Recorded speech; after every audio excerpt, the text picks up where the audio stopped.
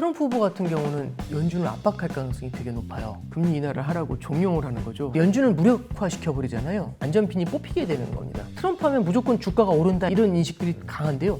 좋아질 여건들은 분명히 있죠. 오히려 주식시장에는 악재로 작용할 수도 있거든요. 뭐냐면 미리 땡겨서 반영하는 면이 좀 있는 거예요. 저는 굳이 미국 경제의 약점을 찾아라. 가장 큰 악재가 뭘까? 경기 침체 쪽을 가리키는 것보다는 쪽이 좀 더 강하지 않나 싶습니다.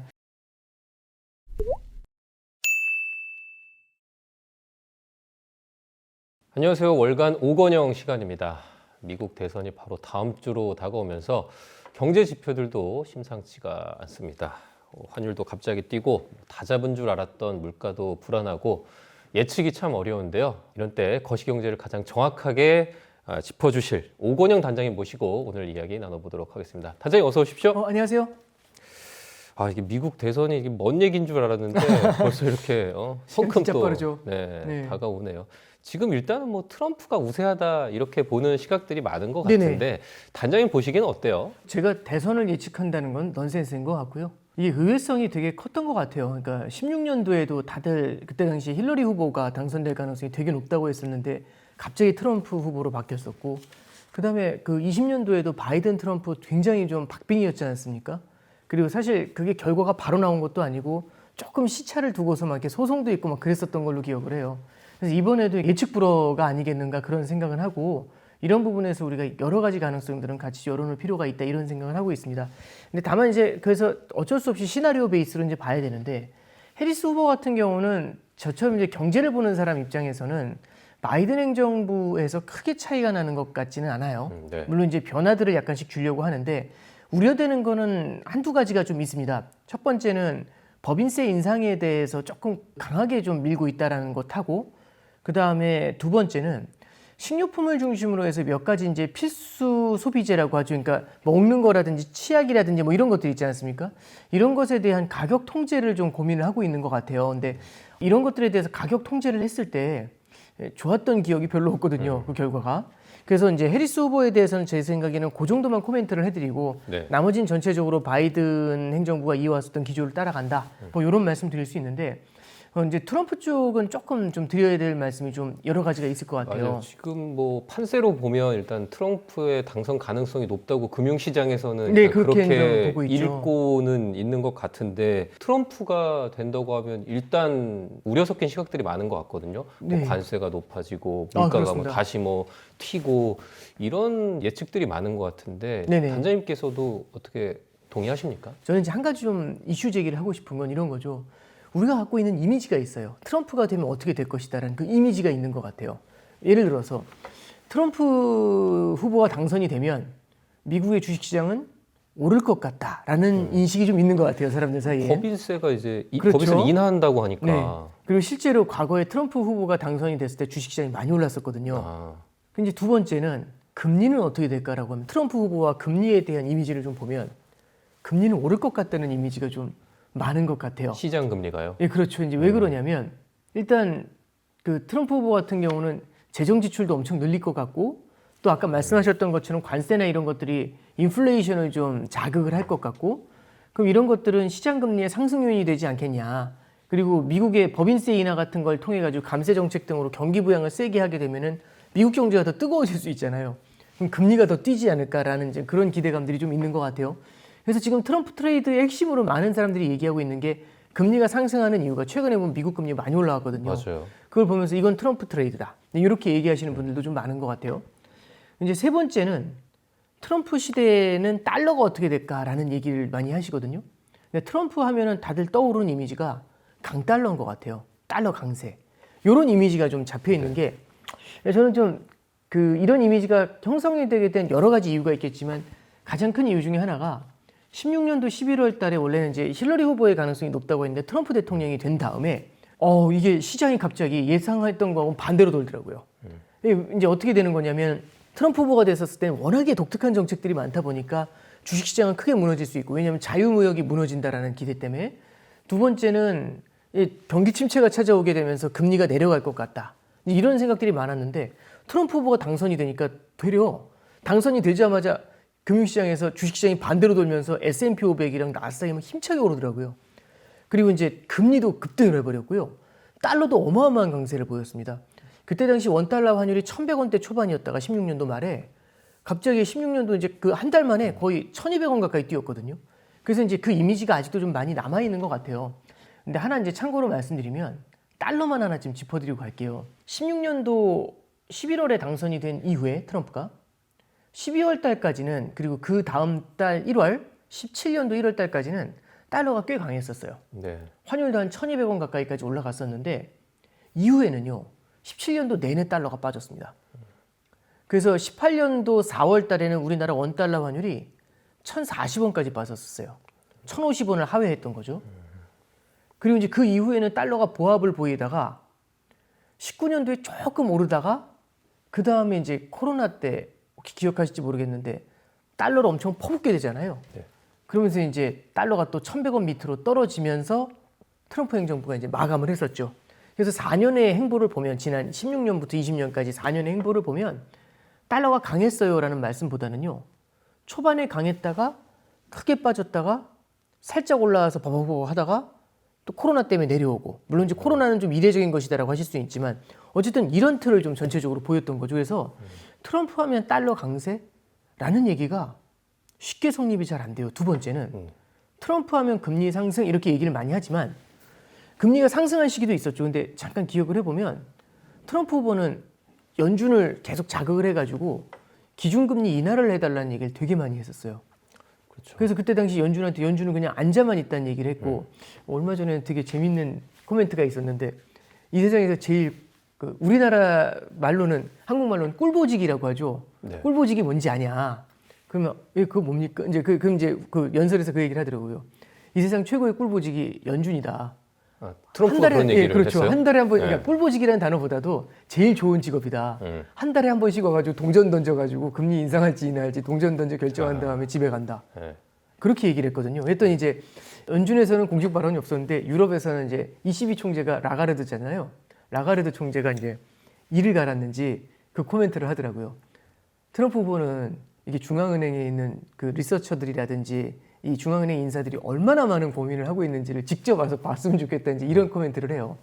근데 이제 뭐 이건 좀 여담이었고 실제로 그때 당시에도 트럼프 후보가 금리를 계속 낮추라고 했었고 그 다음에 코로나 당시에는 이례적으로 마이너스 금리 왜 안 하냐고 다른 나라 다 하는데 이제 그렇게까지도 연준을 압박했었던 기억이 있거든요. 네. 그래서 트럼프 하면 무조건 금리가 내려간다. 이것도 조금은 우리가 어떤 공식처럼 생각하는 거는 좀 뭐랄까요? 좀 경계해야 될 것 같아요. 그래서 지금 시장에서는 트럼프가 되면 금리가 오르고 환율도 오른다, 달러가 오른다 이제 이렇게 생각을 하는 면이 강한데 이게 뭐 단기로는 그렇게 될 수가 있지만 막상 당선이 됐을 때 그게 이렇게 중장기적인 트렌드 속에서도 유효한가는 저는 조금 좀 의구심을 갖고서 좀 바라볼 필요가 있다. 뭐 그런 생각은 좀 하고 있습니다. 트럼프 시대가 오면 강달러가 온다, 금리가 오른다라는 지금의 어떤 이제 고정관념에 대해서 다시 한번 생각해 볼 필요가 그렇습니다. 있다. 예. 그러면 그 달러에 대해서 저 하나 좀 여쭤보고 싶은 게 트럼프는 일단 정책적으로는 약달러를 추진할 것처럼 얘기하는 게 있잖아요. 무역 적자를 해소하기 위해서. 그럼에도 불구하고 강달러가 이제 될 것인가? 이거는 뭐 예측할 수 없는 겁니까? 이제 이렇게 보시면 될 것 같아요. 그러니까 트럼프 후보의 핵심 중에 하나가 뭐냐면 마가라고 해가지고요. Make America Great Again이거든요. 그러니까 미국 경제가 잘 살아야 된다고 해가지고 모든 걸 다 미국 쪽으로 좀 몰고 싶어 하죠. 그래서 어떤 의미에서는 왜 미국이 세계의 경찰이 되냐. 우리가 잘 살아야 되는데 이게 유서가 좀 깊은 게 결국에는 글로벌화가 되면서 옛날에 이제 빌 클린턴 대통령 때부터 이제 글로벌화가 진행이 됐잖아요. 글로벌화가 진행이 되면서 사실 미국 경제도 좋아진 면이 굉장히 많았지만 러스트벨트라고 해가지고 지금 뭐 주인 스윙 스테이트라고 하는 부분들 있잖아요. 되게 경합주들. 그런 주에 있는 미국의 제조업 노동자들이 굉장히 힘들어졌었어요. 그래서 딱 들어온 게 관세예요. 그래서 이제 트럼프 후보 같은 경우는 정책을 만들 때 그런 얘기를 하잖아요. 어떤 논리를 만드는 게 아니라 이 유세 연설 같은 걸 할 때 막 사람들이 열광하는 부분들이죠. 어떤 얘기를 했을 때 연광하는 부분은 이제 자극을 많이 하는 거죠. 그러면 이제 트럼프 후보가 만약에 당선이 돼서 관세를 강하게 부과를 했었을 때 관세를 부과한다는 거는 해외에 있는 이득을 갖다가 미국으로 가져오겠다는 얘기거든요. 그리고 관세를 덜 맞고 싶으면은 미국에도 공장을 지어라 이제 이런 얘기를 좀 하고 있어요. 그러면 이런 것들을 봤었을 때는 미국 쪽으로 성장을 몰아가게 되면서 달러 강세를 만들어내는 거 아니냐 이제 이런 이미지가 되게 강해요. 근데 이제 제조업이라는 게 미국 내에서 그 수요만 존재하는 게 아니라 해외 수출도 많이 해야 되는 거고 해외 수출을 해야 무역 적자를 해소를 할 수가 있죠. 그래서 재무장관 후보 같은 사람들 중에 라이트하이저 이런 사람들은요. 핵심이 그거예요. 결국에는 지금의 무역 적자는 기울어진 운동장이다. 왜 미국 달러가 이렇게 과도하게 강세를 만들어가지고 다른 나라가 미국에 수출을 하고 다른 나라한테 유리한 여건을 만들어주냐. 이거 뒤집어야 된다라는 얘기를 되게 많이 하죠. 이거는 결국에는 무역 적자를 해소하기 위해서 달러를 뒤집어 엎을 수도 있다. 달러의 이제 환율을요. 달러 강세를 갖다가 달러 약세로 전환시킬 수도 있다. 이런 얘기를 하는 거고요. 실제 기존에 이제 트럼프 1기 때 보면 어떤 일이 있었냐면 말씀드렸던 것처럼 초반에는 달러 약세로 밀어붙였어요. 그러다가 달러 약세가 이제 한계에 부딪히니까 그 다음엔 방향을 전환해가지고요. 달러 약세를 더 만들지 못하니까요. 그때부터는 무역 전쟁으로 들어가죠. 그래서 관세를 때리기 시작했어요. 네. 근데 관세를 때리니까 중국도 보복 관세를 때리면서 대응을 했거든요. 그러니까 이제 그것도 어느 정도 좀 많이 제한이 되니까 나중에는 어떻게 하냐면 협상으로 갑니다. 미중 무역 협상으로 가가지고 그러면 무역 적자 해소하기 위해서 너네들이 우리 미국 물건을 사라고 해가지고 기억하시는 분들 계실 텐데 19년도 말에 미중 무역 합의가 돼요. 그럼 이 과정에서요 달러 강약세가 왔다 갔다 했어요. 그래서 저는 트럼프라는 그때 당시를 바라보면은요 트럼프 하면 달러 강세 얘기 아니라 굉장히 유연했었던 것 같아요. 좋게 말씀드리면. 그래서 저는 이제 아까 질문을 해주셨던 것처럼 뭐 강달러나 약달러로 전환될 가능성이 있느냐 있다고 보죠. 왜냐하면 굉장히 유연하게 바꿀 수가 있거든요. 그래서 저는 달러가 강해진다 약해진다 이 프레임워크로 들어가는 게 아니라 굉장히 미국한테 유리한 여건이 되기 위해서 미국의 무역 적자 기조를 뒤집어 엎기 위해서는요 굉장히 다양한 여러 가지 수법들을 다 고민을 할 것이다. 이렇게 이제 생각하고 있습니다. 그러니까 트럼프 시대가 오더라도 달러 강세, 약세 그 기조가 굉장히 또 변동성이 그렇죠. 클 수가 있겠네요. 예. 알겠습니다. 그렇다면 물가는 좀 어떻게 보시는지가 궁금한데 어쨌거나 이렇게 관세를 이제 많이 물리게 되면 미국 내부에서는 물가는 높아지게 되잖아요. 네. 그렇다면 지금 이제 연준에서는 이제 금리 인하기에 돌입을 했는데 네. 물가가 다시 좀 높아지고 튀는 그런 기조를 보이면 굉장히 또 까다로울 것 같은데 어떻게 보세요? 맞는 말씀이죠. 근데 저는 이제 저 세 가지가 좀 걱정이 되는 게 이제 해리스 후보 같은 경우는 아까 앞서 말씀드렸던 것처럼 결국에는 필수품에 대해서 특히 식료품에 대해서 가격 올리는 걸 좀 제한하겠다. 그런 얘기를 했던 게 우려된다는 말씀을 드렸고요. 트럼프 쪽에서는 좀 더 우려되는 면이 많은 게 첫 번째는 관세 말씀을 해주셨죠. 두 번째는 이민을 제한하겠다는 얘기를 해요. 이게 이제 요즘 보면은 지금 미국 경제가 침체가 없이 물가를 잡고 있거든요. 가장 중요한 이슈가 원래 인플레이션 기조가 나타나면 이게 임금 상승으로 이어지게 되면서 임금 상승이 항구적인 물가의 상승으로 이어져요. 그런데 이민이 굉장히 많이 들어오게 되면서 임금 상승을 억제했기 때문에 이게 항구적인 물가 상승으로 이어지는 걸 막았다. 이런 얘기들이 많이 있어요. 저도 공감을 하는데 그러면은 관세를 올리고 이민을 막아버리잖아요. 그러면 이제 여태까지 어쩌면은 공급 사이드라든지 이런 데서 미국의 물가 상승을 억제했었던 제어했었던 요인들이 많이 사라져 버릴 수가 있죠. 이런 것들은 물가의 상승 요인이 되고요. 임금이 이제 뛰니까. 그렇죠. 그다음에 이제 그다음 하나 이제 말씀드릴 게 저도 되게 좀 걱정하는 부분인데 아까 이제 말씀하셨던 것처럼 연준이 금리 인하하기에 까다롭지 않겠습니까? 라는 질문을 하셨잖아요. 트럼프 후보 같은 경우는 연준을 압박할 가능성이 되게 높아요. 본인이 파월 의장을 이제 임명했으면서 네.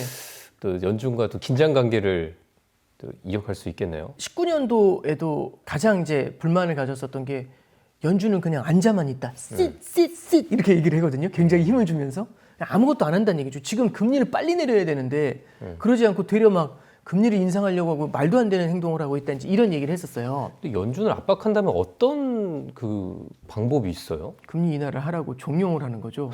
예. 네. 그러니까 그러면 어떤 케이스냐면 인플레이션에 대한 리스크가 올라올 때 연준을 압박을 해버리는 거잖아요. 예, 이렇게 됐었을 때는 오히려 이제 인플레이션이 저는 개인적으로 앞에 있는 두 개보다도 결국에는 인플레이션을 제압하기 위해 연준이 있다라는 게 인플레이션의 기대 심리를 잠재우는데 굉장히 큰 역할을 하거든요. 근데 연준을 무력화시켜 버리잖아요. 그럼 인플레이션을 잡을 수 있는 안전핀이 뽑히게 되는 겁니다. 그러면 인플레이션 기대 심리가 더욱 커질 수 있고 이거는 꽤 강한 인플레이션으로도 전개가 될 수 있어요. 그래서 저도 앞서도 말씀드렸지만 유연한 사람이다 보니까 또 막상 당선이 되면 또 어떻게 바뀔지는 모르겠어요. 근데 현재까지 보여주고 있는 행보 중에서는 중앙은행의 독립성에 대한 침해 요구하고 말씀드렸던 것처럼 관세라든지 이민에 대한 이슈들 이런 것들은 시계를 인플레이션의 시계를 조금 더 가능성을 높게 가리키고 있다. 그렇게 좀 설명드릴 수 있을 것 같습니다. 그렇다면 미국 대선 이후로도 이 미국 주식시장, 자산시장이 계속 이런 뜨거운 흐름을 이어갈지가 사실 좀 궁금하거든요. 아, 네네. 몇 주 전, 몇 달 전까지만 해더라도 시장에서 가장 고민하던 거는 이제 경기 침체였는데 네. 언제 그랬냐는 듯한 그렇죠. 그런 분위기도 느껴지고 네네. 해서 네. 그래서 좀 단장님 생각은 어떠신지 궁금합니다. 저는 이제 트럼프와 주식시장을 갖다가 비교했었을 때는 마찬가지로 과거의 케이스를 한번 보자는 말씀이죠. 제가 주식 전문가는 아닙니다만 그때 당시 흐름을 잠깐 보시면 트럼프 당선 직후엔 주가가 올랐어요. 그리고 17년도 내내 2017년도 내내 미국 주식도 좋았거든요. 근데 미국 주식만 좋은 게 아니고요. 그때 당시엔 전 세계 주식이 다 좋았어요. 그리고 오히려 신흥국 주식이 더 올랐습니다. 미국 주식보다. 그때 당시에 코스피가요. 박스피가 2150이 박스피의 핵심이었거든요. 그걸 돌파해가지고 2017년도에 2600을 처음으로 넘어요. 그래서 엄청나게 올랐었거든요, 주가가. 지금도 2,600인데. 다른 얘기 하시죠.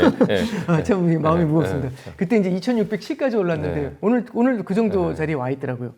참 아쉬운 부분이긴 한데 그럼에도 불구하고 그때 당시에는 오히려 신흥국 주식이 더 달렸어요. 근데 참고로 말씀드리면 2018년도에 미국 주식시장이 한번 크게 흔들렸었고요. 그 다음에 19년도에 좋았다가 20년도에는 코로나를 한번 맞았었죠. 그래서 트럼프 하면 무조건 주가가 오른다 이제 이런 얘기보다도 중간에 되게 드라마틱한 변동성을 여러 번 줬었던 것 같아요.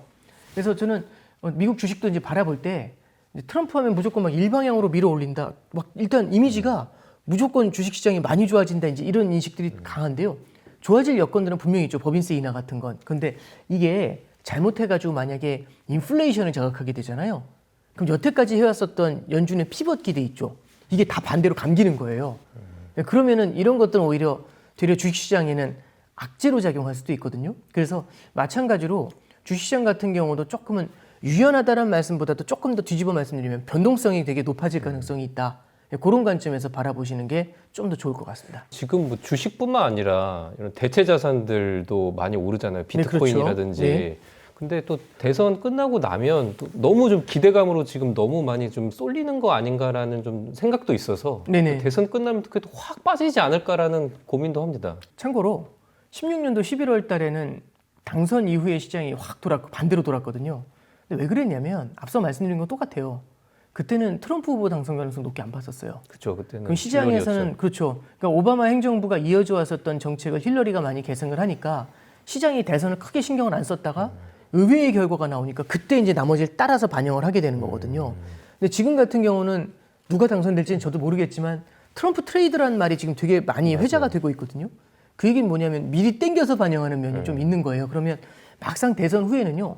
땡겨서 반영한 것들에 대해서 이제 이것들이 너무 많이 앞에 닥쳐와 있으면 이런 것들을 갖다가 조금은 좀 소강시키는 그런 흐름들도 나타날 수도 있겠죠. 어쨌든 계속 좀 이렇게 뭐 미국 예외주의라고 하죠. 미국의 네. 성장만 견조한 그런 좀 시대가 이어질 것 같은데 미국이 어떤 실물 경제가 엄청 강해서 진짜 뭐 펀더멘털이 엄청 세서 미국의 성장만 견조하다라기보다는 그냥 다른 나라의 성장을 이렇게 쑥 이제 흡수해서 미국이 네. 성장하는 거 아닌가라는 생각도 하거든요. 그렇죠. 그래서 단장님 보시기에 미국은 약점이 없습니까? 아니 뭐 우리가 흔히 뭐 재정적자 미국의 재정적자 얘기도 하고 미국의 약점들에 대해서 뭐 여러 번 얘기를 하기도 했는데 그게 사실 얘기만 하고 결과적으로 이렇게 크게 어떤 문제로 또 나타나고 있는 것 같지는 않아서 예. 미국의 약점은 있는지 그게 좀 궁금합니다. 무결점으로 보이잖아요. 맞아요. 그러니까 사실 무결점이었던 거는 코로나 때도 마찬가지였던 게 팬데믹이 찾아왔는데 가장 빨리 되돌리잖아요. 그럼 가장 빨리 되돌린 이유가 뭐냐? 재정 지출이라든지 아니면 통화 완화를 훨씬 더 강하게 할 수 있었죠. 왜냐하면 기축 통화니까요, 달러가. 근데 너무 통화 완화라든지 재정 지출을 갖다 화끈하게 하다 보니까 찾아왔던 게 인플레이션이에요. 그래서 미국 경제를 뒤흔들 수 있었던 가장 큰 핵심 중에 하나가 22년도 인플레이션이었습니다. 인플레이션 때문에 연준이 어쩔 수 없이 금리를 빨리 올릴 수밖에 없었거든요. 경기가 너무 좋잖아요. 인플레이션이라는 불이 붙으면 인플레이션이 굉장히 빠르게 번져요. 그래서 우리나라 같은 경우는 소비자 물가 상승률이 6.3까지 올랐었거든요. 미국은 9.1까지 올라갔었어요. 근데 말씀드리고 싶은 건 너무 뜨거운 국가 있잖아요. 그 나라가 갖고 있는 약점은요. 돌출되는 인플레이션이 약점이 될 수가 있습니다. 그 인플레이션이 굉장히 강해질 수 있거든요. 딱 불씨가 붙어졌는데 확 붙어 오를 수 있죠. 그래서 지금 이제 바이든 행정부에서 하나의 기적이라고 얘기하는 게 뭐냐면 앞서 말씀드렸던 것처럼 이민 같은 걸 통해 가지고 공급망의 개선을 통해 가지고 경기 침체 없는 인플레이션 제압이 가능했거든요. 근데 여기서 인플레이션이 만약 다시 올라가게 되면은 그러면은 여태까지 해왔었던 3년 반 동안의 노력이 다 수포로 돌아가게 되죠. 예, 그래서 저는 굳이 미국 경제의 약점을 찾아라. 미국 경제가 처할 수 있는 뭐랄까요? 가장 큰 악재가 뭘까라고 물어보시면은 경기 침체 쪽을 가리키는 것보다는 인플레이션 쪽이 좀 더 강하지 않나 싶습니다. 이게 그래요? 참고로 글로벌 금융위기 이후에는요. 미국도 그렇고 전 세계가 디플레이션을 걱정했어요. 일본식 맞아요. 디플레이션. 뭐 D의 공포라고 해서. 그럼 이제 밑으로 내려오는 게 싫은 거잖아요. 그래서 밑으로 내려오는 게 너무 무서우면 계속 중력이 밑으로 작용, 위로 너무 세게 쳐올리려고 하거든요. 너무 세게 위로 밀게 되면은요, 인플레이션을 걱정하게 돼요. 그래서 미국 같은 경우는 이 미국의 예외주의가 어쩌면은 디플레이션보다는 인플레이션에 대한 고민을 좀 더 해야 되는 그런 시대를 만들어낼 수 있지 않겠는가라는 생각을 요즘 조심스럽게 좀 하게 됩니다. 그렇습니다. 이제 미국 얘기는 좀 정리하려고 하는데 마지막 질문으로 이제 미국 대선 끝나고 바로 또 11월 FOMC 있잖아요. 네네. 그러면 일단 지금은 아마 이제 베이비 컷 0.25%포인트 내리는 걸로 많이 좀 보고 있는 것 같은데 네. 뭐 한간에는 좀 뭐 물가에 대한 우려도 있으니까 그냥 스킵을 할 수도 있다. 아, 예. 뭐 이런 또 의견도 있는 것 같아요. 아, 예. 어떻게 보십니까? 개인적으로는 스킵하지 않고 인하를 할 거라고 생각을 하고요. 가장 큰 이유는 지금 연준은 물가라든지 이런 거 안 볼 것 같아요. 안 본다는 게 좀 이렇게 과한 표현이긴 한데요. 지금 연준은 기준금리 인하에 대해서 9월 달에 뭐라고 얘기를 했냐면 아니 물가가 이렇게 높은데 왜 50bp나 인하했어요? 라고 물어볼 때 파월 의장이 뭐 성장을 부양하기 위해서 이런 얘기를 한 게 아니라 결국에는 영어로는 리캘러브레이션이라는 표현을 썼거든요. 재조정이라는 뜻이에요. 뭐냐면 적정금리 대비 과도하게 긴축적이다라는 얘기죠. 적정금리 대비 과도하게 긴축적인 걸 되돌리는 거다. 그래서 정확하게 말씀드리면 연준이 정상화라는 표현을 써요. 그러니까 결국엔 지금 연준이 금리 인하를 하는 건 정상화의 패스로 가고 있는 거지 통화 완화를 하는 게 아니라는 얘기거든요. 통화 완화라는 그 패스에 있으면 연준이 물가 바라보면서 스톱! 이걸 할 수가 있겠죠. 근데 이제 정상화의 과정으로 바라보고 있는 겁니다. 그러면 그 다음 질문은 정상화가 어디까지가 정상화냐? 그건 모르죠. 그래서 연준이 뭘 얘기하냐면 점도표 같은 데서 보면 롱거런이라는 게 나오잖아요. 근데 저는 조금 요즘 바라보는 게 연준에서 이제 시장에서도요. 기준금리 인하 확률을 바라볼 때 올해 연내에 11월, 12월 0.25씩 내출 거를 다 이제 가정하고 있거든요. 다 바라보고 있거든요. 근데 내년 말까지 원래는요. 시장이 3% 밑으로 낮춘다고 했었어요. 금리를. 근데 지금 얼마를 보고 있냐면 3.5에서 3.75 사이를 보고 있습니다. 내년 말 기준으로요? 예. 아, 중립금리 수준... 그러니까 중립금리보다 올라와 있어요. 오히려 연준이 9월 달에 찍어준 것보다 위를 보고 있어요. 거기 많이 확률을 올랐군요. 높게 보고 있거든요. 그 얘기는 뭐냐면 정상화의 레벨 있잖아요. 이거는 정상화는 지금이야 이렇게 떨어져 있으니까 계속해서 내려주겠죠. 그런데 앞에서 빨리 내리면 어차피 목적지가 정해져 있다면 앞에서 빨리 내리면 나중에 느리게 내려요. 그래서 이제 최근에 보면은 금리가 올라간 여러 가지 이유가 있겠지만 그 중에 하나는요. 시장에서 바라보는 중립금리의 레벨이 올라오고 있는 느낌? 이게 있어요. 그럼 중립금리의 레벨이 올라오게 되면 지금이야 빨리 가지만 내년에는 덜 갈 수가 있죠. 예. 그래서 이제 그런 관점에서 이제 FOMC를 좀 바라보시는 게 좋을 것 같습니다.